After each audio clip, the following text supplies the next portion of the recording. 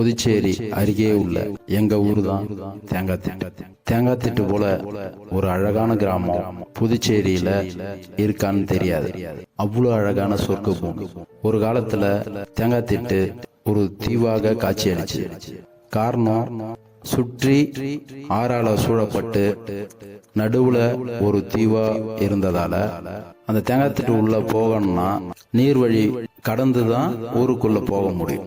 அப்படி இருந்த ஒரு அழகான ஊரு இன்னைக்கு சில மாற்றம் அடைஞ்சிருந்தாலும் சதுப்பு நில காடுகளால சூழப்பட்டு மிக அழகா காட்சி அளிக்குது. அந்த காடுகளை தான் இப்ப நம்ம பார்த்துட்டு இருக்கோம். காடுகளால சூழப்பட்டு இவ்வளவு அழகா காட்சி அளிக்கிற எங்க ஊர்லயும் சில குறைபாடுகள் இருக்கு. கிட்டத்தட்ட தேங்காத்திட்டுல இன்னைக்கு குறைந்தபட்சம் ஒரு 5000 மக்கள் வசிக்கிறாங்க. நம்ம முருங்கப்பாக்கம் ஆறு வழியா அந்த பகுதியில இருக்க அத்தனை கழிவு நீரும் முருங்கப்பாக்கம் ஆத்துல கலந்து தேங்காத்திட்டுல வந்துதான் சேருது. அதே போல நம்ம நயினார் மண்டபம், வேல்ராம்பேட்டு இந்த பகுதி கழிவு நீர்களும் நம்ம மின்துறை ஓரமா வர வாய்க்கா வழியா வந்து அதுவும் தேங்காத்திட்டுல சதுப்பு நில காடுகள் வழியா தான் சேருது. அதுக்கப்புறம் நம்ம ரெட்டியார்பாளையம், எல்லப்பிள்ளைச்சாவடி இந்த பகுதியில இருந்து இந்த சுத்து வட்டார பகுதி ஏரிக்கரை ஒட்டிய பகுதியிலிருந்து முதலாப்பேட்டை வரைக்கும் அந்த பகுதி கழிவுநீர்கள் எல்லாம் நம்ம மரப்பாலம் வழியா அந்த பெரிய வாய்க்கா வழியா வந்து அதுவும் தேங்காத்திட்டு பகுதியில தான் சேருது. அதுக்கப்புறம் நம்ம சாரத்திலேருந்து வர பெரிய வாய்க்கான்னு சொல்லக்கூடிய நீடோன் தியேட்டர் அந்த பகுதியா புட்டானி கார்டன் வழியா வந்து உப்பளம் வழியா பழைய துறைமுகம் ஒட்டி வம்பாக்கரப்பாளையம் இதற்கு நடுவுல வந்து அதுவும் தேங்காத்திட்டு ஆத்துல தான் சேருது. அது மட்டுமல்ல, நம் புதுச்சேரியில் உள்ள அரசு மருத்துவமனை, தனியார் மருத்துவமனை கழிவுகளும் மற்றும் தொழிற்சாலைகள் கழிவுகளும் இந்த வாய்க்கால்கள் வழியாக வந்து தேங்காத்திட்டு பகுதியில் தான் கலக்கிறது. இதனால் தேங்காத்திட்டு பகுதி மக்களுக்கு மட்டும் பாதிப்பல்ல, புதுச்சேரியில் உள்ள இந்த ஆறுகளை ஒட்டியுள்ள பகுதியில் உள்ள மக்களுக்கும் இந்த வாய்க்கால்களை கடந்து செல்லும் மக்களுக்கும் கண்டிப்பாக பாதிப்பு ஏற்படும். குறிப்பாக குழந்தைகளுக்கு பாதுகாப்பற்ற நிலை இருக்கிறது. இந்த வாய்க்கால்களை சுத்தம் செய்யும் தொழிலாளர்களுக்கும் தகுந்த பாதுகாப்பு உடை இல்லாமல் வேலை செய்வதை நம் கண்கூட பார்க்க முடிகிறது. இப்படி நாலாபுரமும் கழிவுநீர்களால தேங்காத்திட்டு சூழ்ந்துள்ளது. இதனால என்ன பாதிப்புன்னா, தேங்காத்திட்டு மக்களுக்கு மட்டும் பாதிப்பில்லை. அம்பாக்கரப்பாளையம், உப்பளம், நேதாஜி நகர், அவ்வை நகர், முதலியார்பேட்டை, வேல்ராம்பேட், நயினார் மண்டபம், முருங்கப்பாக்கம், அரியாங்குப்பம், காக்காயந்தோ, வீராம்பட்டினம் இவர்களோடு தேங்காத்திட்டு மக்களாகிய நாங்களும் பாதிக்கப்படுறோம். என்னன்னா, இந்த கழிவு நீர் ஆற்றுல கலக்கிறதால தண்ணி ஏறி உப்பு நீர் வந்து ஃபுல்லா ஊரை சுத்தி வரும். அது அந்த உப்பு நீர் இருக்கிறதால அந்த கழிவு நீர்ல இருக்க அந்த நுண்ணுயிர் கிருமிகளை அழிக்கும்.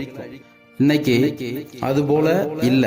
அதனால கழிவு நீர்கள் அங்கங்க தேங்கி இருக்கிறதால பல நுண் கிருமிகள் உருவாகுது. இதனால என்ன நடக்கும்னா, அந்த கிருமிகள் காற்று வழியா அந்த பக்கம் பயணிக்கிற மக்கள் சுவாசிக்கும் போது அவர்கள் சுவாச காற்று வழியா உள்ள போய் பல நோய்களை ஏற்படுத்தும். இதுல வருத்தப்படக்கூடிய விஷயம் என்னன்னா, தேங்காத்திட்டு பகுதியில அரசு பள்ளி இருக்குது, தனியார் பள்ளிகளும் இருக்குது. அங்க குழந்தைங்க படிக்குது. இதுல நம்ம கவனம் செலுத்தல்னா இன்னும் பல நோய்களுக்கு ஆளாகும். இதுக்கு அரசை மட்டும் நம்ம குறை கூற முடியாது. மக்களும் நம்மளால என்ன முடியுமோ அதை கட்டாயம் செய்யணும். ஏன்னா இங்க குழந்தைங்க படிக்கிற பெற்றோர்கள் எல்லாமே ஏதாவது ஒரு அரசு அலுவலகத்துல இருப்பாங்க, அரசு வேலையில இருப்பாங்க, இல்ல ஒரு அதிகார மிக்க அரசியல்வாதியாகவும் இருப்பாங்க. அவங்கவுங்க தங்களால முடிஞ்சதை இந்த கழிவு நீர சுத்திகரிப்பு எப்படி பண்ணலான்னு அவங்கவுங்களால முடிஞ்சதை செஞ்சோம்னா இந்த கழிவு நீருக்கு ஒரு தீர்வு காணலாம். இந்த ஆற்றையும் சுத்தப்படுத்தலாம், இந்த காட்டையும் காப்பாற்றலாம். சதுப்பு நில காடுன்றது சாதாரண ஒரு விஷயம் இல்லை. இதுல பாத்தீங்கன்னா தெரியும், நாலா பக்கமும் ஆறுகள் சூழ்ந்து இருந்தாலும் ஒரே ஒரு பாதை வழியா தான் இந்த அத்தனை நீரும் வெளியே போகும். முகத்துவாரம் சொல்ற அந்த வாய் வழியா தான் கடல்ல போய் கலக்கணும். சுனாமி போன்ற பாதிப்பு வந்தாலும் ஏன் தேங்காத்திட்டு பகுதிக்கு பாதிப்பு வரலன்னா, இந்த சதுப்பு நிலக்காடு முக்கியம். தேங்காத்திட்டு பகுதி மட்டும் கிடையாது, புதுச்சேரிக்கே பாதிப்பு ஏன் வரலன்னா, இத்தனை பிரிவுகளா பிரியற அந்த பெரிய வாய்க்கா, மரப்பாளையம் வாய்க்கா, முருங்கப்பாக்கம் ஆறு, இது போல நீண்ட ஆறுகளும் வாக்கியாவும் இருக்கிறதால தண்ணி சுனாமி போன்ற பெரிய நீர் எதிர்த்து வந்தாலும் சதுப்பு நில காடுகள் அதை தடுத்து அந்த வாக்கியா வழியா ஆறு வழியா கடைசி வரம் கொண்டு செல்றதால புதுச்சேரிக்கு அதிக பாதிப்பு வர்றது கிடையாது. இந்த காடுகளை காப்பாத்துறதால புதுச்சேரியும் நாம காப்பாத்துறோன்றத நம்ம மனசுல வச்சுக்கணும். அதோட மட்டும் இல்ல, இந்த காட்டோடைய அழகு இது நம்ம புதுச்சேரியில தான் இருக்கா இல்ல இது தேங்காய்த்திட்டுல தான் இருக்கா, ஒரு 5 நிமிஷம் நீங்க அந்த காட்டோடைய அழகை பார்த்தீங்கன்னா அவ்வளவு ஆச்சரியம். நம்ம ஊர்ல இது போல ஒரு காடு இருக்கான்றதுதான்.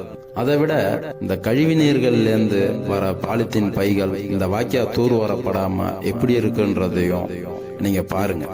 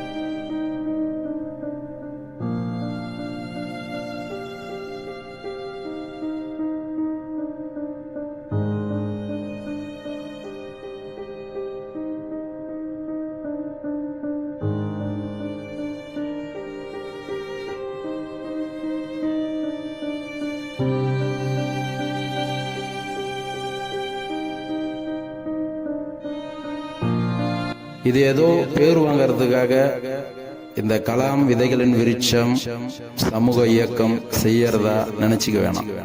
இன்னைக்கு தேங்காய்த்திட்டுல நிறைய பேருக்கு ஸ்கின் அலர்ஜி. நல்லா இருக்கிறவங்க திடீர்னு பாதிக்கப்படுறாங்க, குழந்தைங்க பாதிக்கப்படுது, நிறைய பேருக்கு காய்ச்சல் வருது. அதை நம்ம இன்னும் கவனிக்கணும். இது புதுச்சேரி அரசும் கவனத்தில் கொள்ளணும்ன்றது எங்களுடைய பணிவான வேண்டுகோள். என்னை வாழ வச்ச தேங்காய்த்திட்டு மண்ணுக்கும் மக்களுக்கும் நான் திரும்பி வேண்டி கேட்டுக்கிறேன். இந்த விஷயத்துல அரசியல் இல்லாம ஒன்றுபட்டு நம்ம ஊரையும் நம்ம ஊரை சுற்றி இருக்கிற இந்த காடுகளையும் நம்மளையும் நாம காப்பாத்திக்கணும்.